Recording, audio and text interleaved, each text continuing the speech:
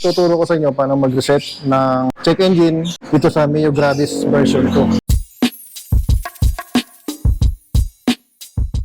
Actually, pinahiram sa atin ito ni Yamaha Motor Philippines. So, napapasalamat ako sa Yamaha Motor Philippines dahil pinahiram tayo ng napakagandang Mio Gravis version 2. Alright, so nung nirelease sa akin to, ay meron na siyang check engine.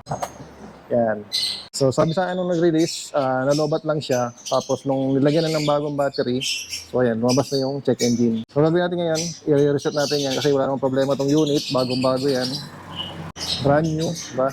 So yung kakailanganin natin yung gamit dito para ma-reset yan, kailangan ng OBD2 scanner.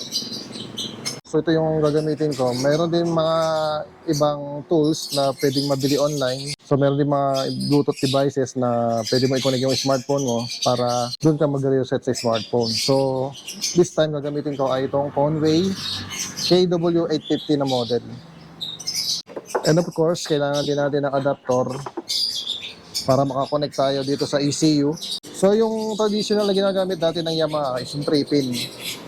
Sa version 1 ng Gravis, ito rin yung ginagamit. Pero ngayon, dito sa version 2, ano na siya, 6-pin na. Kung kagaya sa Honda. Okay guys, bago natin i-reset yung check engine. So, bakit nga ba nagkakaroon ng check engine? Okay guys, itong check engine is indicator yan na there is something wrong sa inyong motor. Okay? So, mga motor kasi ngayon, puro di-sensor na yan. Maraming mga sensor na nakabit dyan. Ngayon, once na may ma-detect na error yung sensor na yon, so ibabato niya sa ECU, then papailawin niya tong check engine. So para ma-aware ka, ma-notify ka na may something wrong sa iyong motor. Para maagapan, pa-check agad, di ba? Yun yung purpose nung check engine. Sabihin yan, so may issue, may sira, maaaring gano'n, so may kailangan palitan. So ngayon tara, i-reset natin siya. So itong OBD2 siya natin, dito natin siya i-connect sa kung saan nakakabit yung Y-Connect. So itong guys, itong version na to, itong Mio Gravis version 2, mayroon siyang Y-Connect.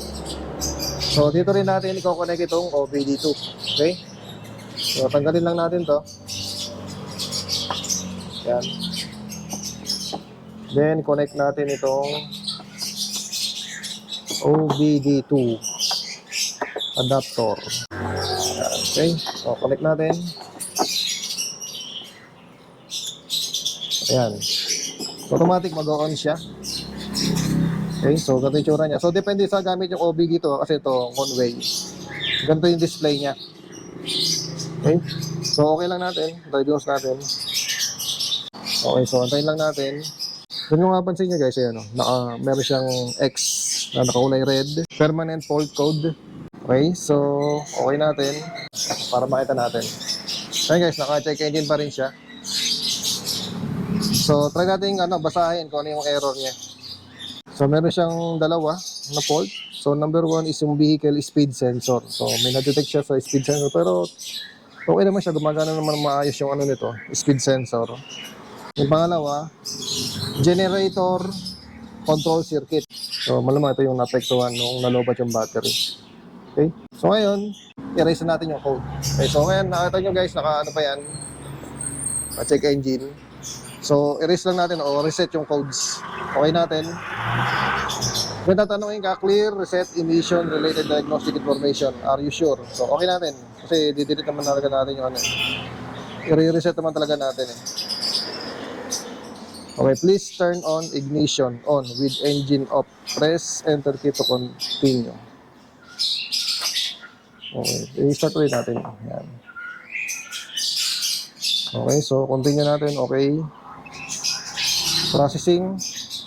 Diagnostic emission related point has been cleared. Okay, so mapapansin nyo guys, yan, wala na yung check engine niya. Di ba? Okay, so ganun lang siya kadali. Ganun lang kasimple. So yan, na-erase na natin. Okay?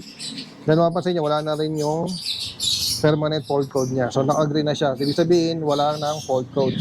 Okay na ulit itong unit. Ayan guys, oh. Diba? Upload din.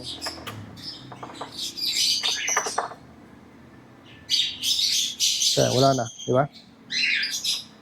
So yun guys, kung malapit kayo dito sa area o sa Rizal at kung may check engine yung Mio Gravis nyo, Version 1 man yan o version 2. So, pwede natin i-reset, no? Basta malapit na kayo dito sa Baras. O sa landmark ko, Jollibee Baras.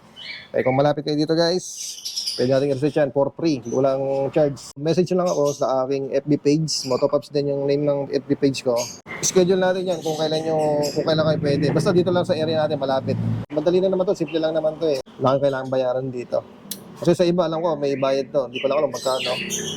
So sa atin, yan, free of charge. Basta nakasubscribe at nakapalo sa ating page. Alright. So, hanggang dito lang mga paps. Stay safe always. Ride safe. God bless. Peace.